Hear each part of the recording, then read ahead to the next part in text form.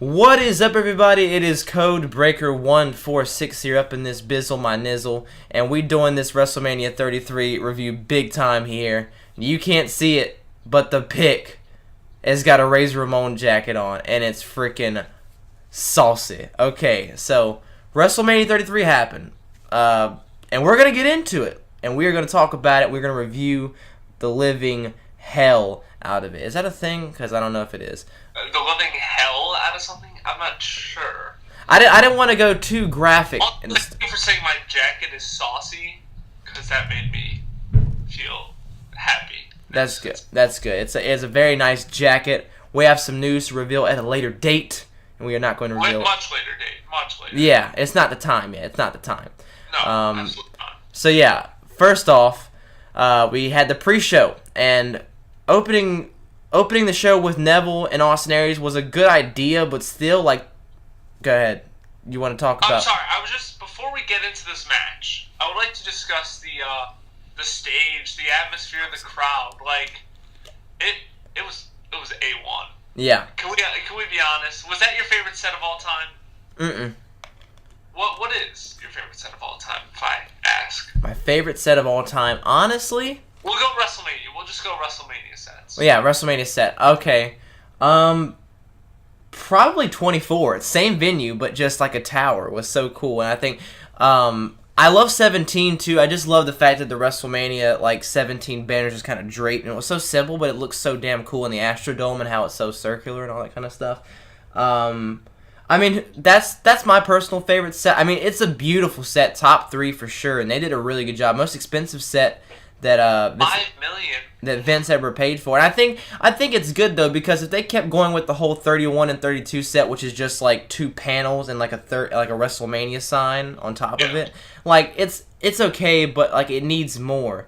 And I think this one they went with the Universal theme, like Universal theme park and all that kind of good stuff with the globe and everything. That was really, really cool. And me and you talked about it, how we were getting really positive vibes on how the show felt really like a summery show. It felt like a SummerSlam almost, honestly, just from the way I was getting from a vibe. Yeah, it did. The only problem I had with the stage is that instead of the Universal thing, they should have used the sun. I mean, the sun was their whole poster, so why didn't they just have the sun instead of the Universal thing?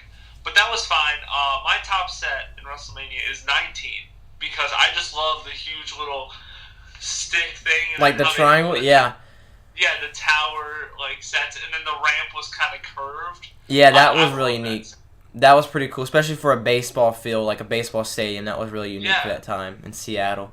Yeah, and then, so anyways, when we were talking about how we felt about the stage, like, we were really getting excited for this show, and they kicked it off with Neville and Austin Aries for the Cruiserweight Championship, and I think it was like a good decision to kick it off with these guys, but at the same time, I mean, it was still, when it comes to a venue, it was filled up, but like, I wish this would have been on the main card, if that makes sense.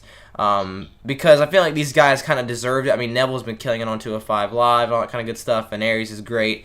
And overall, when it comes to a match, I thought it was a good match. Neville damn near killed Austin Aries with one of them German suplex that he had. I thought it was over for him. And there was lots of good moments in this match. The finish was kind of murky to me. I mean, I thought it was all right how they went with the whole, like, Neville kind of, going after the orbital. Good God, that was my leg. But going with the orbital bone, like right when I was about to say bone, something cracks. But yeah, going with like his injured eye, I thought that was really, really good. But like he kind of just like thumped him in the eye, and then he went up to the top rope, which they could have done a better segue, which was fine. But still, overall, as like from a technical standpoint and a fun match, this was everything it needed to be, and I think it was the perfect length too, honestly. Can I just say I forget about most of this match after 5 hours and 10-some minutes from watching the whole show. I kind of forget about this pre-show. Or, sorry, 7 hours it was. But this match, from what I remember, it was very, very entertaining. Very good, very solid wrestling. It felt like a cruiserweight match with some of the spots that they did, but also felt like a very physical match. Probably one of the more physical matches overall on the show. It was very stiff. Some really cool moves, like Neville hitting that snap German suplex that always looks like it breaks somebody's neck. It was just a really, really entertaining match, very good. And the drop kick that Austin Aries hit and Neville sell where he flipped. That was awesome. Like the missile dropkick, I loved that. But this match was very entertaining. I enjoyed this match thoroughly. I thought it was a great way to kick it off. Wish it was on the main show. You could have cut that performance out. You could have cut 5-10 minutes from Triple H and Seth Rollins. But that's fine. It did what it needed to do. And I thought it was a very, very entertaining match. Yeah.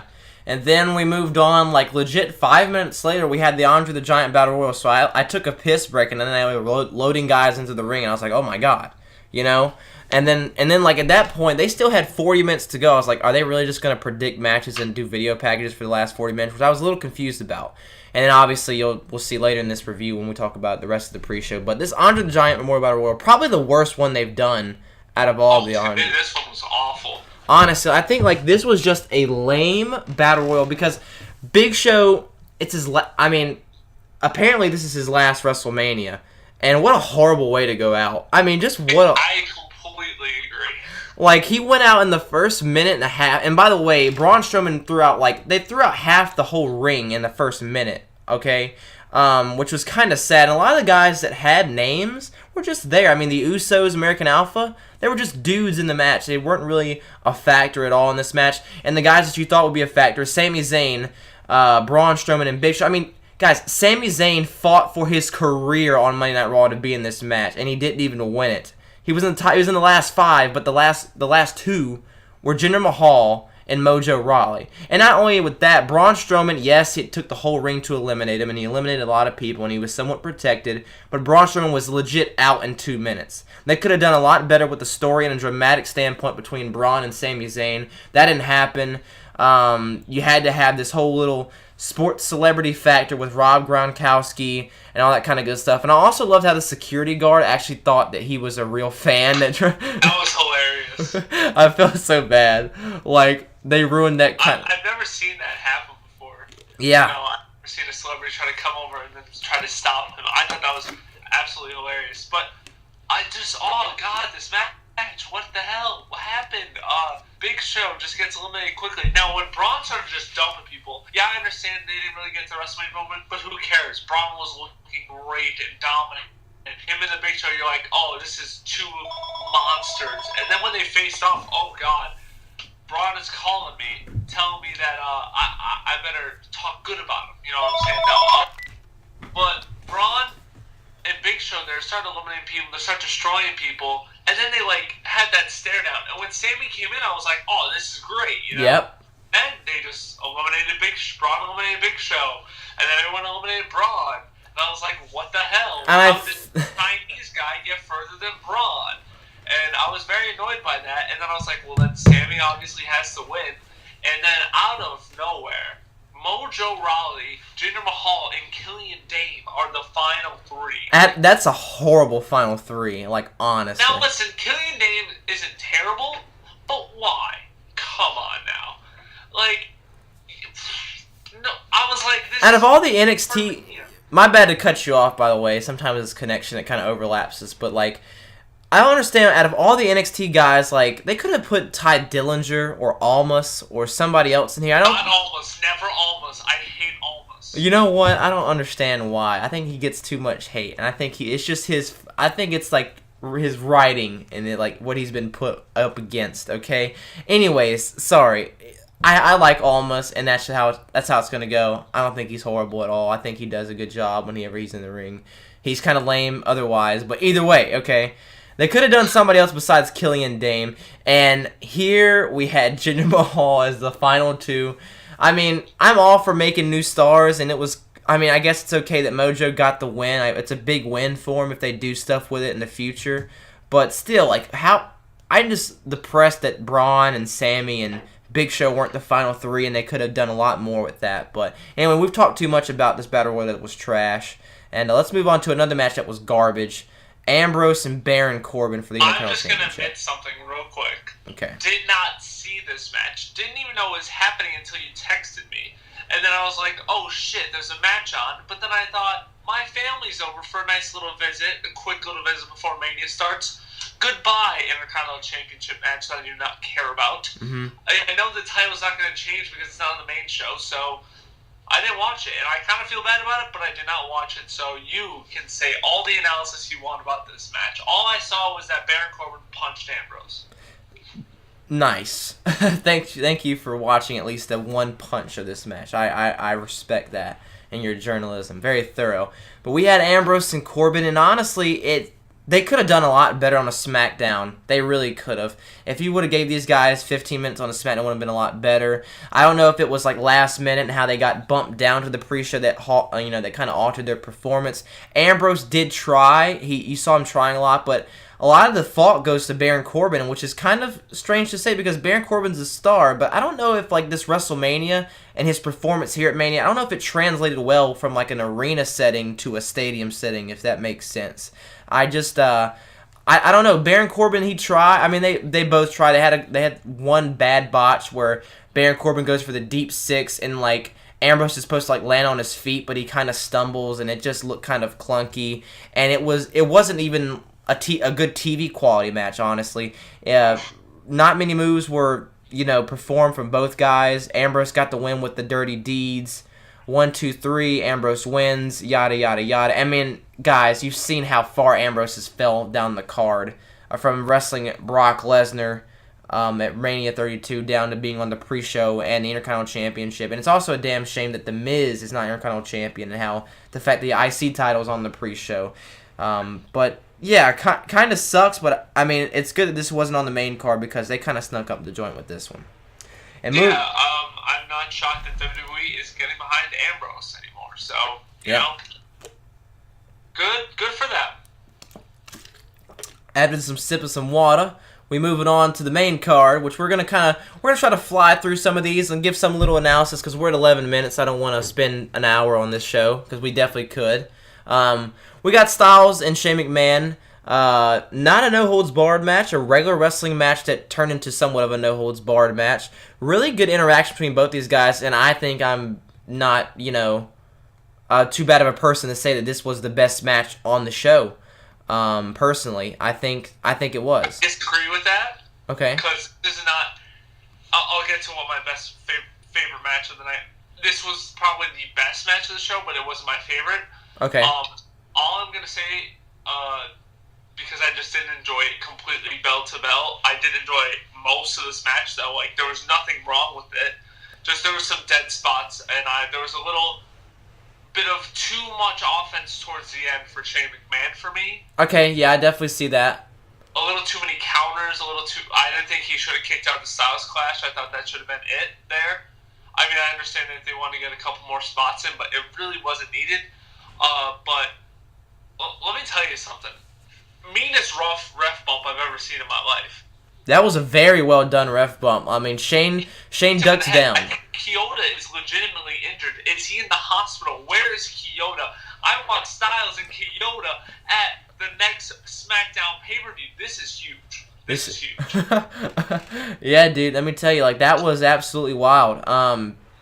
AJ Styles went for like a roundhouse on Shane, and then Shane ducked, and Mike Chioda, like, honestly, this is the type of bump that they should have had at 17 where the referee could be down for 10 minutes because it looked like Styles knocked Chioda out. I thought he did. Yeah, it was really, really well done. They went with the coast-to-coast spots and how AJ tried to emulate Shane McMahon and stuff like that. Not bad stuff. I mean, lots of good in-ring action. I had a lot of fun watching this match. And I thought it was a perfect way to kick off WrestleMania. I didn't think it would be, but I think out of looking at all these matches on the card of a 13-match show, 13 to 14-match show, like, this needed to go on first, and I really enjoyed this. AJ Styles got the win here, and that's the most important thing, and that's really all we can kind of take away from this. It was really, really good to see AJ get a big win at WrestleMania. Yeah, I loved it. I just thought this match was exciting. It was fun for the crowd to get behind. There was no huge spot from Shane, but there was enough little spots and that people could definitely get behind. And I thought it was a great match. So props to Shane, especially for the wrestling portion of it and the early portion of the match, because he looked great. So work on them punches. That's all you got to do. Work on them punches. And then next we had Kevin Owens and Chris Jericho, which I think that's right. Am I right, pick? Yes, you are correct. So we had the United States Championship match. We had Jericho. He had a really cool entrance, but they didn't pan to the list with the inflatable list, which was kind of sad. That was such a weird. It was a weird entrance because like they had the list blown up, but he didn't look at it, and nobody really panned to it. So I was like, yeah, it's there, but can we get a shot at it? Can we get Jericho being like, yeah, baby, over it? Like, no. Mm-hmm. Yeah, I know. It was kind of weird. Like, it was really, really cool, but like you forgot about it in an instant. Like, it wasn't like Jericho took a giant Sharpie and like written KO or something like that, which would have been pretty cool. But they didn't do that. Owens had a pretty. I actually really liked his entrance, even though it was nothing to it. It was just really cool to see, like, because this was the first time it got dark during the whole night. So it was really, really cool to see that. And honestly, this was a pretty good match, pretty good, solid U.S. Championship match. I don't think this was the best match on the show, but it was definitely up there as one of the most entertaining. It was very, very serviceable. Yeah, it was very, very. I thought it was well done. I'm gonna give props to Kevin Owens and Chris Jericho for putting on a pretty good performance. They worked a fast pace throughout the match. They acted like they hated each other, and they were just at each other's throats. Kevin Owens got the win here and is your new United States champion. I think Kevin Owens can run with the U.S. title and make it work because he did a good job with the IC strap. He wasn't given much to do as the Universal Champ, and I think Owens in the mid-card kind of doing his own thing and not being the main focus is perfect for Kevin Owens, personally. I completely agree. I thought this match, though, was just Jericho, for 40-something years old, can move still like he did, because I always thought he was a little slower in the ring until I saw this match. He was a fast-paced guy. He had a couple Hurricane Ranas, that beautiful Hurricane Rana spot that he had. Sorry, Frankensteiner spot, but it was just the moves that they pulled off, the pop-up powerbomb into the code breaker, the cannonball into the walls of Jericho. They were all just entertaining spots, and this match had me glued from it start to finish, and I thought it was perfectly done for the match and time that they were given and what it needed to be done. So props to them. Like you said, props to them for having a good match, and as like you said, Kevin Owens can definitely do something with the belt that maybe a guy like since John Cena has been able to do anything with. Especially, I want to talk about just one spot with Kevin Owens and the finger on the rope. That was really... Oh, that was great. That played perfectly into Kevin Owens. Yeah, I thought it was really good. I just wanted to put that out there. I thought it was brilliant. Now, what is the third match pick? I believe you know, but Raw Women's Champ. Oh, boy. Fatal 4-Way. I was so underwhelmed. Holy underwhelming match. Wow. You know what? Did you see DIY Revival and Austin Spain? Yes, I watched the whole show. San Antonio. How the match was amazing until the first elimination happened. When DIY got eliminated, the match dipped down in quality. Yes, it did.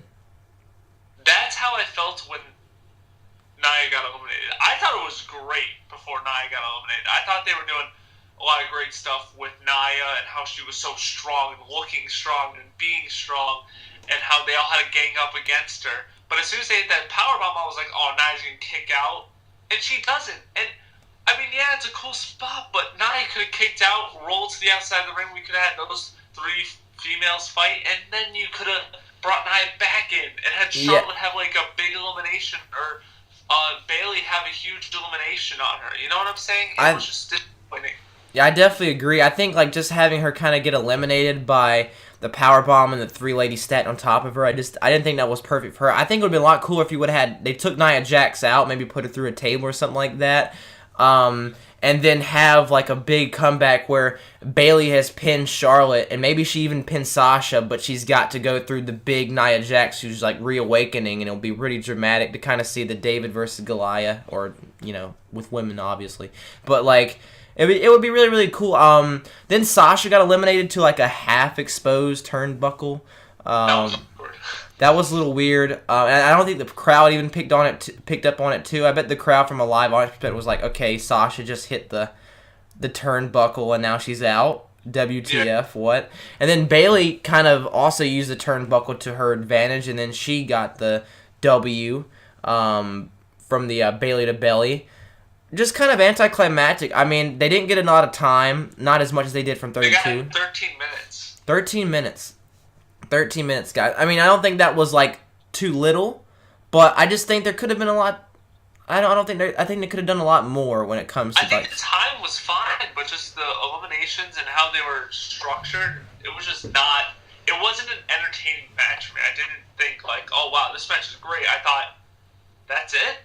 Yeah. I mean, that's a terrible way to think after a match. So, in my opinion, this match could have been a lot better. I think that I would have booked it completely differently. I would have had Nia stay in, and then I would have had Bayley conquer Nia after she conquered Charlotte, and then Sasha swoop in and pin Bayley for a heel turn, kind of.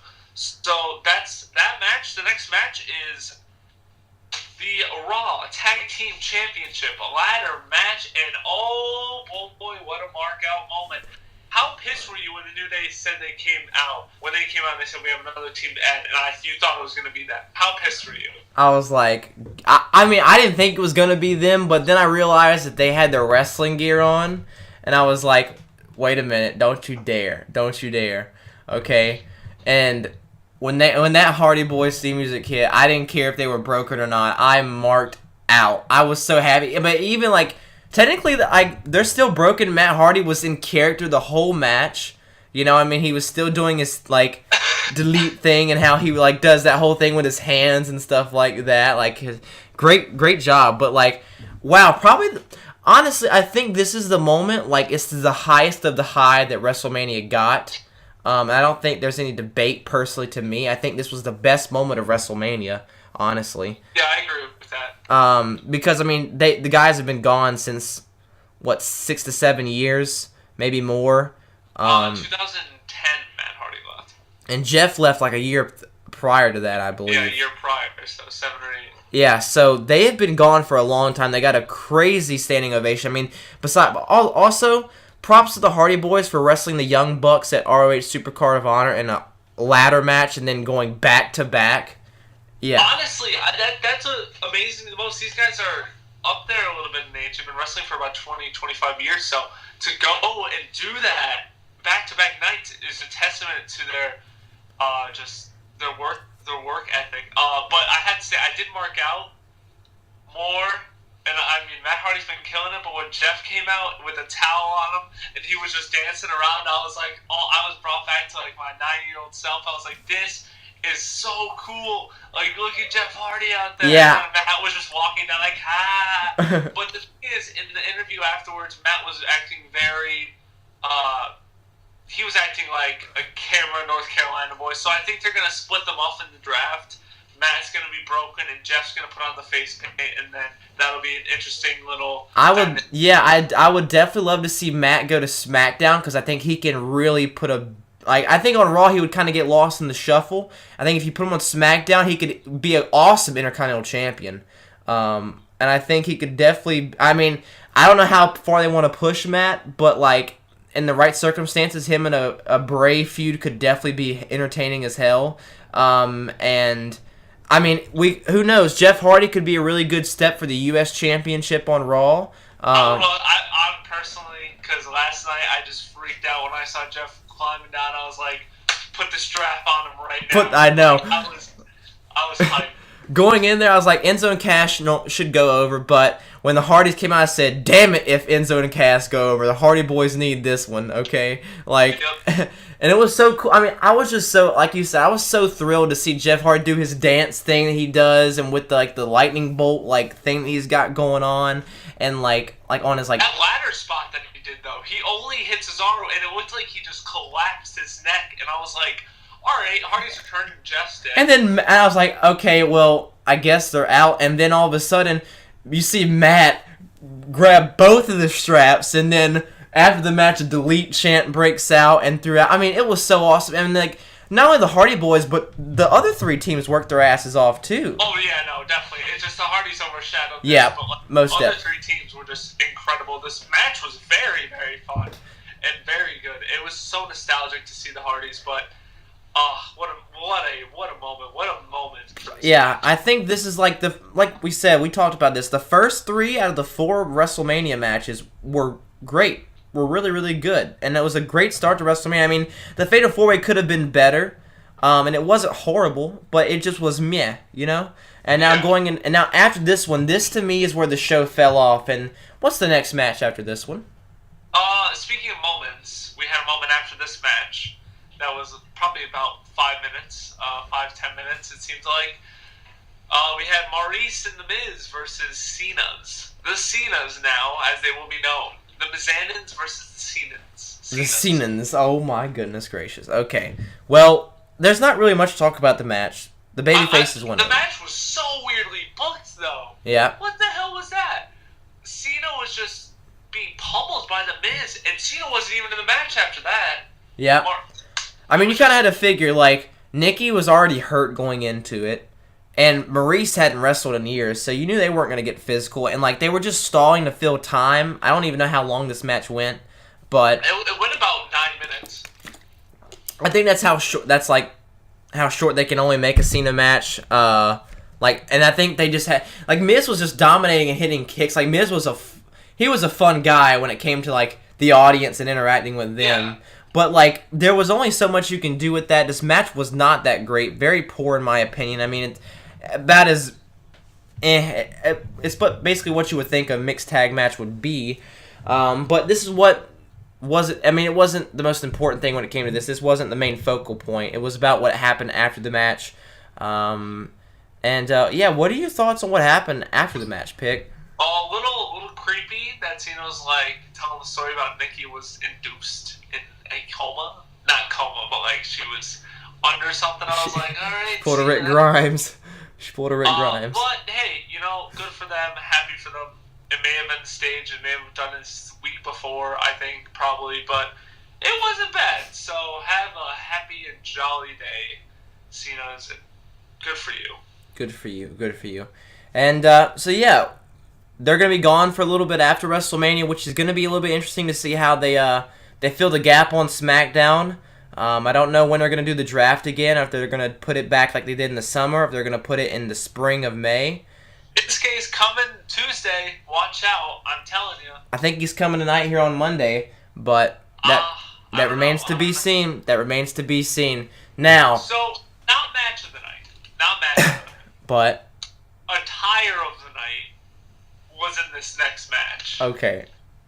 Seth Rollins, Triple H, unsanctioned match. Holy shit, Seth Rollins, gold attire, beautiful. Triple H's entrance, kind of creepy, but kind of cool, but kind of just weird too, like really weird. My dad was watching the show with me. He said, "Where's Limp Bizkit and where's Rollin?" At like. Yeah, it was a little weird, but Seth had a weird entrance as well, so you know everybody had a little weird. I see what they were trying to do with Seth, and I just thought it was kind of corny. But well, they did it, but then like I felt, is King coming out? Because the whole posts were on fire, and I was like, hey. You know? Yeah, like he had the like. What I want to know is what happened to that torch though. Like he just set it down or something like that. Yeah, I didn't understand that. But I guess he was like setting Triple H's world on fire. I don't know what he was doing, but like I guess what was the message. I have some problems with this match, and I don't know if this is your favorite match of the night. It might be, but who knows? No, it isn't. Okay. Well, honestly, this match went way too long, and they need to stop with this whole Triple H needs to have a 30-minute classic with somebody at every WrestleMania, because he doesn't. He went 32 with Daniel Bryan. He went I don't even want to count with Roman Reigns. 40, it felt like. 20. I think he went 23 to 25 with Sting. And he went 25 with Rollins last night. And he went 25 with Seth Rollins. Like, and the psychology, don't get me wrong, the psychology from a storyline standpoint was phenomenal. Like, they really stuck with the whole knee thing. There were some brutal spots for an unsanctioned match, but, I mean, you could only sacrifice psychology for, like, match quality. There wasn't much that Seth Rollins, I mean, was he 100%? Probably not, but he worked like he was 100%. They did some pretty cool spots, but no real big moves were hit. There wasn't... I think a lot of people also want to see a grudge match going into it. I wanted to see a grudge match kind of deal.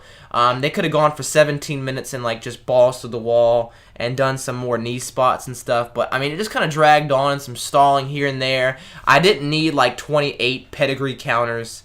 I didn't think that was wonderfully placed. I thought that was one of the best parts of the match, personally. Oh well, that was just my personal opinion. But Seth Rollins, he hits the pedigree on Triple H after Stephanie goes through a table. Rollins gets the W. Big win for Seth Rollins. I'm happy that he won. But after this match, I didn't think it was awful, but I didn't walk away saying that's what I wanted to see, you know? And I think the feud is blown off from this point. I think we're gonna move into Samoa Joe and Seth. I don't think we're gonna get a rematch, but we'll see. I'm just so I'm confused because I understand the match psychology was fine. It was really, really well done. The only thing I don't understand is I didn't need 10 minutes of him working on the knee. Mm-hmm. What I needed was Seth to. I understand the knee psychology. Give me 5 minutes of that, but then give me just beating the shit out of each other for the rest. Do something similar to Triple H and Shawn Michaels at SummerSlam. That was a no-sanction match, and that was great. He worked on the back, but it was more focused on Shawn getting his retribution and Triple H getting his retribution, and it was just great. That was a great match, but this was just more focused on the knee and the knee and the knee, and then the last 5 minutes were very well done, but it was just it kind of drained me, honestly. I wasn't really happy with this match. I expected it to be so much more. I expected there to just be huge high impact moves and just complete off the chain weaponry and stuff, but there was none of that. Honestly, I think after the Hardy Boys and after the John Cena proposal, the crowd kind of was out of it for this match. They definitely were out of it. This is where the Andre the Giant Memorial Battle Royal could have been used. Yeah, I think it could have been a lot better too if they would have put it on the main card. I agree. WWE Championship match. Oh God. This is now. Here's the thing. The first 4 minutes of this match, brilliant. Fast-paced, high-octane, big moves hit by both guys. I was like, wow, this is such a fun match. Bray gets in the corner. I'm like, oh, shit, he's going for that creepy crawl, bro. Why the hell is there maggots in my ring right now? Bugs! Bugs were just chilling in my ring, and I was like, whoa, this is not what I needed. This is not what I needed. That's when the match really hit a low point.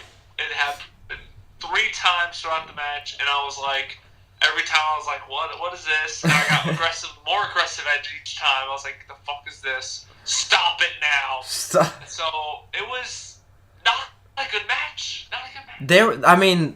This was a really short match too. I didn't think this was the big climax that especially for a payoff that they've been working with the story since September. With Orton and Bray, and they had Orton, they even had Orton win the Royal Rumble, and they had this whole dragged out, I'm not going to fight you, and then I am, and it's been kind of a wacky storyline, and I guess we should have seen it coming between, I didn't see that coming. I didn't see Bray Wyatt power of production. There's only so much that Bray can do supernaturally, but I guess he can summon the light of bugs on the top of I don't know. It's a little strange, and honestly, there was no real psychology and story that they progressed. There was no real progression at all. There was some finishers hit on the outside, and then they hit 2 finishers in the ring. Orton kicked out of the Sister Abigail twice, and then Randy Orton hit the RKO out of nowhere, and then boom, Randy Orton's a WWE champion. And there was no big, oh man, Randy Orton's champ. It was kind of Orton's champ, That's why the crowd wasn't that into this match either, and that's the thing. The crowd did not care. They were like, what the fuck? The only part they were like, what's going on is when the bugs came in the ring, and it was just not a fun match. It was very disappointing. I expected this match to be the dark horse match of the night, but this was the horse's ass of the night, let me tell you. That was a struggle. The next match, my favorite match of the night, the WWE Universal Championship match. I will tell you why, if you would like me to. It's everything it needed to be. It was 4 minutes of just pure strongmen going after each other. Could I have had 3 more minutes of them just punching each other in the face? I would have loved that. But that's not what it needed. This is great. This was perfectly done. Every move felt like it hurt each man. Every move it was high impact. And Brock walking out of the champ, it was perfect move, and I enjoyed every single bell to bell. There was not one complaint I had with this match. I think that this match was I don't think this match was shit. Some people will call this awful, and I don't think it was. I mean, we've said, like, you can have a 5-star classic even though, like, match quality it's not, because if it does everything it's supposed to be, you know what I mean, from, like, a story standpoint and, like, where it's placed on the card and, like, the time it's given and how they exercise the time. They were supposed to go around 5 minutes. They went 4.5. It had a big fight feel to it. I loved the first opening of this match where Goldberg, like, Brock is dominating, he hits a couple suplexes, and he goes to celebrate, and then boom, he gets cut with a badass spear. I mean, a brutal spear too. Like, it was one of the best spears, because, like, Brock ricochets off the ropes and he gets, like, contorted in half. Like, it was really, really well done. And then, like, Brock hit 10 suplexes. Goldberg hit, like, 4 spears, including one in the barricade, which was really, really cool. Really fast paced. These guys were just hammering each other. And then Brock hit the F5. That was it, and that's all. That's all she wrote for Goldberg. And maybe Goldberg can be miserable outside without the Universal Championship. I don't know. I completely agree with that statement. But yeah, this match, I'm excited that Brock is champ. Honestly, it was cool. It was a great moment, and you know, I loved every second of this. I think honestly, if they do this whole thing where they keep the Universal Championship on and off of Raw, I think Brock is going to show up for, I mean, if he's on the pay-per-view, he's going to show up at least 2 out of, like, 4 weeks for build. It seems to be the kind of thing, which is not bad at all. Like, he doesn't need to be on the show every week. I think that, I mean, it's kind of sad it's not a full-time guy, but it's fine. Actually, we've seen kind of what happened in the Universal Championship when we did have a full-time champ, when Kevin Owens when he was a champion. So, I mean, Brock, he's got potential opponents in Roman Reigns again in a rematch, Finn Balor, which is, I'm not really interested, Braun Strowman, Samoa Joe possibly, Seth Rollins in a return match if they went, like, an extreme route. You know, I mean, it really, you know, they could even do a Kurt Angle thing down the line, possibly, like... That'd be wild. Yeah, that would be wild. I don't know, it's kind of... There's lots of stuff they can do with Brock, which is the thing. They've kind of wrapped up the story with Goldberg. It doesn't need to be a return match of any kind. And I think it's going to be good to kind of see where they go from this. I think this was fine, too. I don't think... This wasn't my favorite match. I don't have the same opinion as you. But I definitely see your point. And now let's quickly just gaze over this. Naomi's the new champion. The poor girls, they got the death spot in the... Death. The 6-pack challenge. They got their entrances. They didn't get that much time to work. And it's just, I feel really bad for them because, like, I think this match could have been better than the Fatal 4 Women's match, honestly. But it was a poor, just, I don't know, nothing really worked in this match, it seems. I was waiting for the main event. Everyone was waiting for the main event. Naomi got her win. Good for her, but wasn't that spectacular. Main event time. Roman Reigns and Undertaker. I thought this was very, very good. I enjoyed this match. It was hard to watch at some points with Taker getting old, but with a 52-year-old man with a just effed up hip and working like that, that's impressive to me. And I thought he did everything he possibly could to make this match special and to make it work for Roman. And I didn't love this match. Oh yeah, I did, because it was a very good, touching moment at the end where Roman's just like, well, not touching, but like a very good moment where Taker's trying to climb on top of Roman, and Roman just pushes him down and spears him and hits him with chairs and spears him again. It's great. I don't think this match was trash, but because I think there are moments of brilliance in this match, and I'm gonna give you some of my moments. They had a really cool spear spot that they kind of took from 23, where like Roman spears Taker, and then Taker gets kind of jackhammered into onto the tables, which was really, really cool. I love the brawling in the beginning. That was really, really good because it made sense that these guys, and they were kind of fast paced. And the only time it broke down was when they went for the tombstone spot, and Roman went to reverse it to do his own type of tombstone, and like they tried it twice. I mean, sometimes spots just don't happen. Like when you're wrestling a match, like some things are just not going to work that you are physically incapable of doing and lifting somebody up and stuff like that. That just happens. So it's understandable. And then Roman had to hit a Superman punch. And another good point in the match was when they changed also up to the no disqualification stipulation, which was good. Then Roman Reigns was just wailing on Taker with the chair, and he's in his face saying, "This is my yard now, stay down." That stuff was really, really well done, even though I don't think they were kind of bipolar in how they wanted to handle Roman Reigns in this match, whether he wanted to be the cocky hero, if he wanted to be a sentimental guy, like, please stay down, Taker. I didn't know what they kind of wanted to do with Roman Reigns in this match and what they were trying to tell until the end. And probably my favorite moment in the match that I really thoroughly enjoyed was when Roman Reigns, and I mouthed this out, Roman Reigns tells him to stay down, and Taker says, "You don't have the balls to kill me," or something like that. And then Roman Reigns gets like some real momentum, spears the life out of Taker, and then that's it. 1, 2, and like another good moment was when Taker was trying to sit up and he just can't. Like that was actually a really powerful moment. Yeah, it was. I think they were going for this whole like Taker's an old gunslinger and this is his last stand, you know what I mean? And like this is the new gunslinger with Roman Reigns kind of thing. And it was somewhat of a, I don't want to call it a passing of the torch because it didn't feel like that, but it was like somewhat of a passing.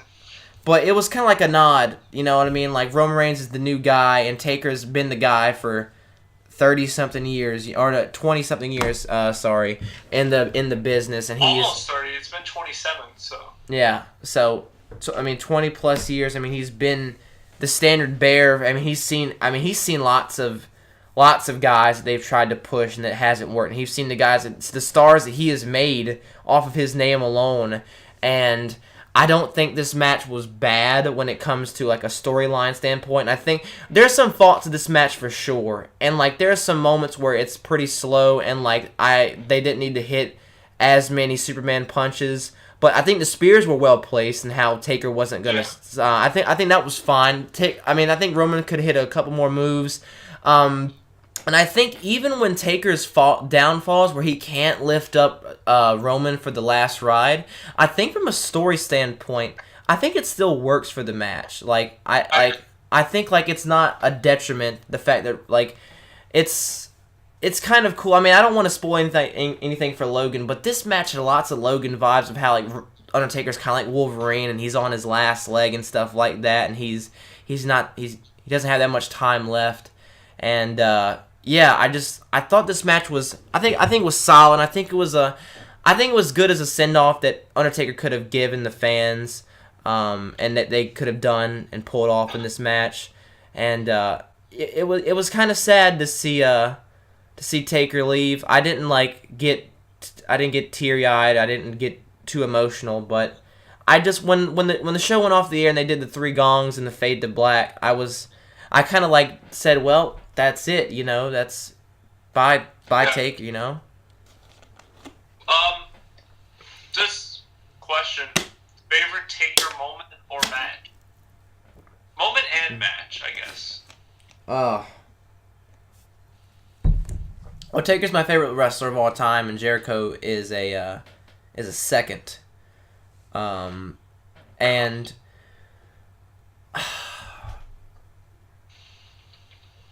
probably my favorite Undertaker moment is when he wins the 2007 Royal Rumble, personally to me. Because I started watching wrestling in 2006, 2007. Like, that was one of the first shows that I watched. And, like, Taker had been through hell, and, like, they had an awesome final 2 between him and Shawn. And, I mean, when I look back, there's lots of good stuff.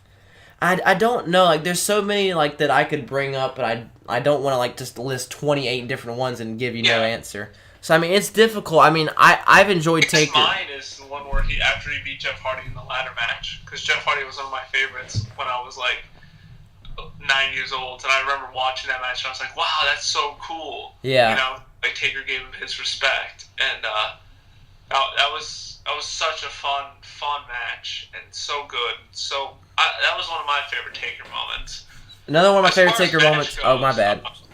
Sorry, yeah. As far as match goes, I think either obviously him and Shawn is up there, but I think him and Punk from 29 was one of my favorite Taker matches because it just proved that he can still go. And that was his last really, I'm not going to say last great match because he had some really good matches with Brock, but his last, great Mania match was on 20. His match with Triple H 17, I think probably one of my favorite moments is him at 20 when he returns to being the dead man, and they had that really cool entrance in Madison Square Garden. That was really, really well done. I also loved his program with Randy Orton, the Legend and the Legend Killer. They run with that for a whole year. I just remember being a young kid and watching DVDs and stuff of seeing how badass Taker was and the video package they set up for him and the presentation that they brought for the Undertaker and how well Mark Calloway portrayed this character. I mean, I don't think he ever really broke character until tonight. And when he kissed Michelle. Yeah. I was like, oh, you broke it. Yeah, he's but give the guy a break, you know what I mean? I couldn't. I was so mad about it. I was like, oh, you broke character, you son of a bitch. Yeah. It's been 27 years. You couldn't give me 5 more seconds. 5 more seconds, and then I thought it was a cool little send off. Leaving the hat and the jacket in the ring, pretty wild stuff, and lots of really good images though. One thing I wanted to bring up, and this is the last thing I want to kind of talk about until we give our overall thoughts, is just how there's a shot where it's really purple and it's just Undertaker, and he's looking back and the camera's right on his shoulder, and there's this fog that's kind of rolling behind him, and I don't know why, but I just got this feeling the wind's kind of fading away, and it's almost as if Taker's fading away himself. You know what I mean? Yeah. It was just a really, really cool shot, and that was one of those moments okay, this is it. You know what I mean? And that was a really, really defining moment in the show to me, and I think that this show will be remembered for a few reasons as Taker's last match, and the Hardy Boys returning, and the first matches being pretty solid. But as a show, it went from really good to just below average and just average at that point. It was very good to it hit a very low point with Cena and Miz and Rollins and Triple H and the WWE Champ match. But after that Universal Champ match, I was very much into the swing of things, and it became average again for me. So it was an overall, I'd give it a B minus, because there was a lot of moments I enjoyed. But that's my grade. I'm probably gonna give this WrestleMania an overall 6.75 out of 10. I think it's better than 32, but I don't think it's. I might put it on 31 level, and because I don't think 31's a fantastic show personally, in my opinion. So that's kind of how I look at it in between, kind of comparing it to modern WrestleManias.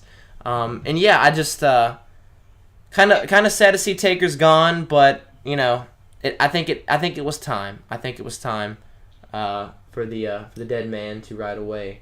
So there you go. I agree. And that's gonna do it, ladies. We will be riding away and breaking kayfabe since 2000. Boom. Yep, that's gonna be it for me and Razor Ramon Jacket himself, the pick, and we're out of here. And also, when another legend leaves, another one is apparently on his way out too. John from Anything Goes Show, rest in peace, my man. See you later. He's not dead, by the way. He's just gone. No, he's not dead. He's probably in the next room. So. He's probably in the next room. All right. Well, wonderful. See you guys later. Thank you for watching. Very long video, but peace.